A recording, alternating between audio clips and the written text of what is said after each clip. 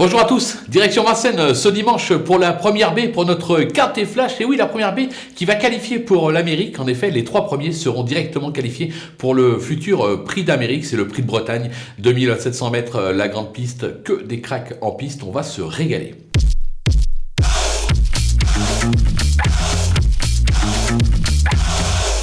On attaque avec nos bases, il n'y aura qu'une base bien évidemment, vous en doutez, avec le 17 Fast Time Bourbon.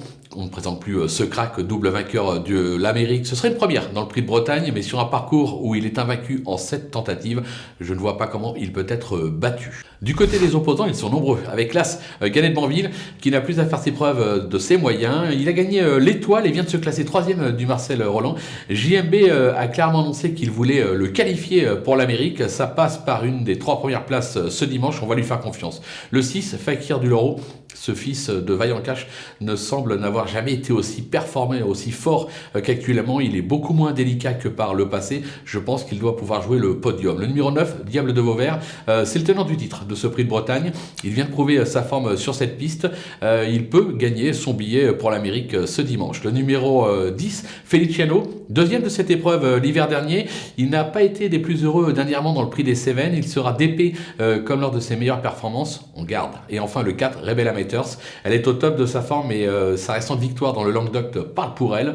Si le rythme est élevé dans la course, elle est capable de venir pointer pour finir et accrocher une très belle place. Attention à elle. Le coup de poker, et c'est un vrai coup de poker avec le numéro 5, Freeze Bridam, qui est décevant, certes, mais j'ai vraiment bien aimé sa récente fin de course dans le prix du Languedoc, surtout que c'était Richard Westering, son mentor qui était au sulky. Là, on a fait appel à un pilote, bien évidemment, et je pense que sur ce qu'il a montré par le passé, il est capable de venir brouiller les pistes. Attention à lui. Les outsiders, le 7, Violetto Jet, qui a quelque peu déçu ces derniers temps, mais a montré par le passé qu'il valait un tel lot. Les Soulois marchent sur l'eau actuellement, on ne peut pas le condamner trop hâtivement. Attention, je le rachète. Le numéro 2, Amoni OSM, on n'a rien vu dans le Marcel Laurent, vite disqualifié.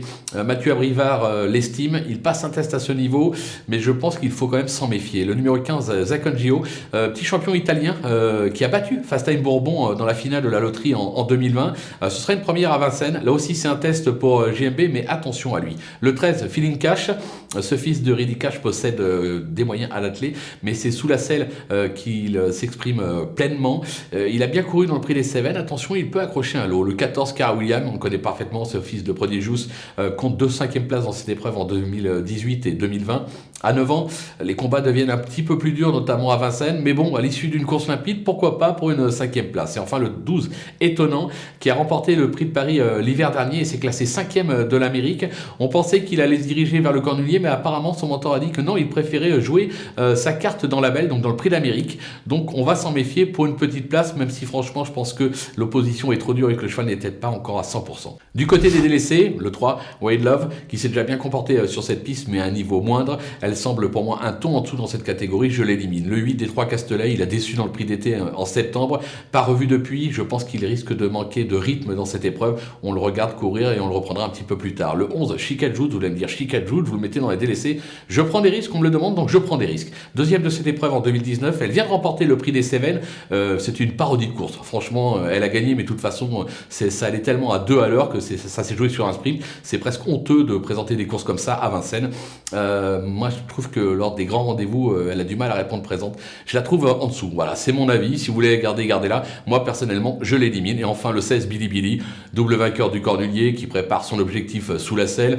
Un 3e sacre, bien évidemment. On le regarde courir ici. Son entourage dit attention, voilà, on le prépare pour les courses montées. Donc, il n'a rien à voir dans cette épreuve. Voilà, on a fait le tour de cette superbe première baie qui va qualifier pour l'Amérique. On va se quitter avec ma sélection et mes conseils de jeu. À vous de jouer.